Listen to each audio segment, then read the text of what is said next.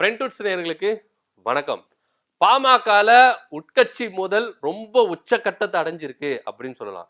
ஐயா அவர்கள் ஓப்பனாவே சொல்லிட்டாரு. அன்புமணியை தனியா கட்சி ஆரம்பிச்சுக்க சொல்லுங்க, என் கூட அவருக்கு பயணிக்கிறதுக்கு அவருக்கு செட்டாவே இல்லை அப்படின்ற ஒரு ரேஞ்சில தான் ஐயா ராமதாஸ் அவர்கள் சொல்லிட்டாரு.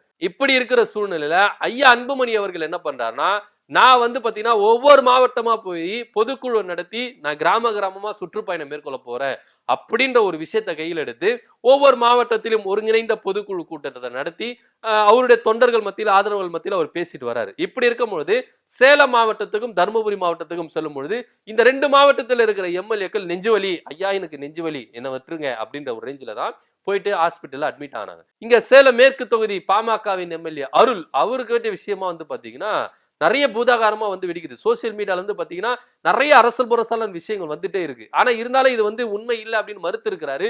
ஆனா இருந்தாலும் இதெல்லாம் நடக்கிறதுக்கு வாய்ப்பு இருக்குது அப்படின்னு தான் நிறைய அரசியல் விமர்சகர்கள் என்ன பண்றாங்க, கணிக்கிறாங்க. அப்படி என்ன நடக்குது அப்படின்னு பாத்தீங்கன்னா, அருள் இருக்காருல்ல, அருள் என்ன பண்ணாருன்னா, அவர் ஆரம்பத்துல அன்புமணியோட ஆதரவாளர் தான் இருந்திருக்கிறாரு. ஆனா எப்போ பாமகல ராமதாஸ் விசஸ் அன்புமணி அப்படின்ற ஒரு பிரச்சனை வரும்பொழுது ஐயா ராமதாஸ் அவருடைய பக்கம் தான் அருள் அவர்கள் என்ன பண்ணிருந்தாரு, இருந்திருக்கிறாரு. இப்போ சேலம் மாவட்டத்துல வரும்பொழுது இவரு அந்த கட்சியோட எம்எல்ஏ அப்படின்னும் போது அந்த மாவட்டத்துல பாமக தலைவர் அன்புமணி அவர்கள் வரும்போது கண்டிப்பா போய் வரவேற்கணும். ஏன்னா அப்படி வரவேற்றுட்டார்னா இங்க ஐயா ராமதாஸ் அவர்கள் கோச்சிப்பாரு. ஏன்னா ஐயா ராமதாஸ் அவர்கள் அன்புமணிக்கு யாரெல்லாம் ஆதரவு தெரிவிக்கிறாங்களோ அவங்களை எல்லாம் கட்சி விட்டு நீக்கின்றாரு. இவ்வளவு ஏன் பொதுச் செயலாளர் வடிவேல் ராவணன் அவரையும் என்ன பண்ணிட்டாரு, தூக்கிட்டாரு. ஆனா வடிவேல் ராவணன் வந்து பாத்தீங்கன்னா ஐயா ராமதாஸ் பக்கம் இருந்தாரு. அன்புமணி பக்கம் போன உடனே பாத்தீங்கன்னா கட்சி விட்டு தூக்கிட்டாரு. சோ இப்படி நமக்கு எதனா ஒரு பாதகமான ஒரு சூழ்நிலை வந்துரும். அதனால எதுக்கு போய் அன்புமணியை போயிட்டு நம்ம வரவேற்றுக்கணும், ஐயாவும் பகச்சிக்கணும், போகாம இருந்தா அன்புமணியை பகச்சிக்கணும். சோ பொதுவா என்ன பண்ணலாம், நெஞ்சுவலின்னு போய் படுத்துக்கலாம் அப்படின்னு சொல்லிட்டு தான் நெஞ்சுவலி எனக்கு அப்படின்னு சொல்லிட்டு என்ன பண்ணாரு, இன்னைக்கு நான் ஆப்சென்ட் அப்படின்னு சொல்லிட்டு போய் என்ன பண்ணாரு, படுத்துட்டாரு. அப்படி இருக்கும்பொழுது ரொம்பவே அரசல் புரசலா பேசப்பட்டது. உடனே வந்து என்ன பண்ணாலும் பாமகக்குள்ளேயே பாமகவினர் கலாச்சிட்டாங்க. ஒரு பக்கம் ஐயா ராமதாஸோட ஆதரவாளர்கள், இன்னொரு பக்கம் அன்புமணியோட ஆதரவாளர்கள், ரெண்டு பேரும் வந்து போட்டா போட்டி போட்டுன்னு சமூக வலைதளங்கள் அருளை வந்து மாத்தி மாத்தி பந்தாடுனாங்க. சோ இது எல்லாத்தையும் ஒரு முடிவுக்கு கொண்டு வரதுக்கு அருள் அவர்கள் வந்து என்ன பண்ணாருன்னா ஒரு ட்வீட் ஒன்று போட்டாரு. என்னன்னா, நீங்க போயிட்டு அண்ணன் அன்புமணி கிட்ட கேளுங்க, நான் அன்புமணி அவர்கள் கூட இருந்து எத்தனை வருஷம் நான் இந்த கட்சியில நான் பயணிச்சுட்டு வரேன். எனக்கு ஐயாவும் ஒண்ணுதான், சின்னையாவும் ஒண்ணுதான். ரெண்டு பேரையும் மீறி என்னால செயல்பட முடியாது. ரெண்டு பேரும் பிரிச்சு பார்க்கவே என்னால முடியாது. ரெண்டு பேரும் எனக்கு ஒண்ணு, ரெண்டு பேரும் என்னுடைய இரண்டு கண்கள் அப்படின்ற ரேஞ்சில் அவர் பேசிட்டாரு. ஆனா இருந்தாலும் இத வந்து என்ன பண்ணாங்க, அன்புமணியுடைய ஆதரவாளர்கள் என்ன பண்ணாங்க, உடனே ட்ரோல் பண்ண ஆரம்பிச்சிட்டாங்க. என்னன்னா, இந்த அளவுக்கு வக்கனையா நீங்க பேசுறீங்களே, அப்ப ஏன் வந்து நீங்க வந்து அன்புமணி அவர்களை வரவேற்கிறதுக்கு நீ வரல? என்னதான் இருந்தாலும் நீங்க ஐயா சின்னையா அப்படின்னும் பொழுது நீங்க ஐயா கிட்ட ஒரு வார்த்தை சொல்லிட்டு சின்னையாவை வந்து நீங்க என்ன பண்ணிருக்கலாம், வரவேற்றிருக்கலாமே. ஏங்க வரவேற்க கூட வேண்டாங்க, நீங்க ஒரு போன் கால் சொல்லி ஐயா இது மாதிரி சூழ்நிலை இருக்கு, நீங்க வந்து தப்பா நினைச்சுக்காதீங்க, உங்களை நான் பார்க்க வந்தேன்னா பெரிய ஐயா வந்து என்ன பண்ணுவாரு, கோச்சிப்பாரு, அதனால சூழ்நிலை இப்படி இருக்குது, நீங்க தப்பா நினைச்சுக்காதீங்கன்னு சொல்லிட்டு உங்களுடைய நிலைமைய அன்புமணி கேட்ட நீங்க சொல்லியிருந்தா அவரே புரிஞ்சுக்கின்னு உங்களை என்ன பண்ணிருப்பாரு, வரவேணான்னு சொல்லியிருப்பாரு. நீங்க எதுக்கு இது மாதிரி டிராமா பண்ணணும் அப்படின்ற ரேஞ்சில தான் அன்புமணியுடைய ஆதரவாளர்கள் வச்சு செஞ்சாங்க. சோ இதன் மத்தியில இவங்க ரெண்டு பேரும் ஐயாவும் சின்ன ஐயாவும் சண்டை போட்டுக்கின்னு இவங்க பண்ற ஒரு கோஷ்டி முதல்ல நம்ம நெக்ஸ்ட் டைம் 2026 சட்டமன்ற தேர்தலில் சேலம் மேற்கு தொகுதியில நின்று ஜெயிக்க முடியாது, எம்எல்ஏவா ஆக முடியாது அப்படின்ற ஒரு ரேஞ்சுக்கு வந்த அருள் அவர்கள் அமைச்சர் ஏவாவேலு கிட்ட ரகசியமா என்ன பண்ணிருக்காரு, மீட்டிங் போட்டு தகவல் வந்திருக்கு. கிட்டத்தட்ட வந்து பாத்தீங்கன்னா 35 நிமிடம் என்ன பண்ணிருக்காரு, பேசியிருக்காரு. என்ன பேசுறாரு அப்படின்னு பாத்தீங்கன்னா, கூடிய விரைவில் அருள் அவர்கள் பாமகவில இருந்து வெளியே வந்து திமுக பக்கம் போறதான வாய்ப்புகள் அதிகமா இருக்குது அப்படின்னு சொல்லிட்டு தான் அரசல் புரசலா பேசுறாங்க. ஏன்னா இதுவரைக்கும் இந்த சண்டை இவங்க ரெண்டு பேருக்குள்ள சண்டை ஒரு முடிவுக்கு வந்துரும் அப்படின்னு சொல்லிட்டு தான் எல்லாருமே நம்பிட்டு இருந்தாங்க. ஐயா அவர்கள் இந்த கோவத்துல இருந்தாருன்னா சின்னையா விட்டு குத்துட்டு போவாரு அப்படின்னு ஒரு ரேஞ்சில தான் இருந்தது. ஏன்னா ரெண்டு பேரும் சமாதானத்துக்குள்ள வந்துருவாங்க அப்படின்னு தான் பேசப்பட்டது. ஆனா திடீர்னு யூட்டர்ன் பண்ணி திரும்பவும் எதிரும் புதிரா வந்து பாத்துறாங்க. ஆனா இப்ப வந்து பாத்தீங்கன்னா உச்சகட்டத்தை அடைஞ்சிருக்கு. இதுக்கப்புறம் இணையறதுக்கான வாய்ப்பே இல்லை அப்படின்ற ஒரு ரேஞ்சில தான் பாமகவினரே முடிவு பண்ணிட்டாங்க.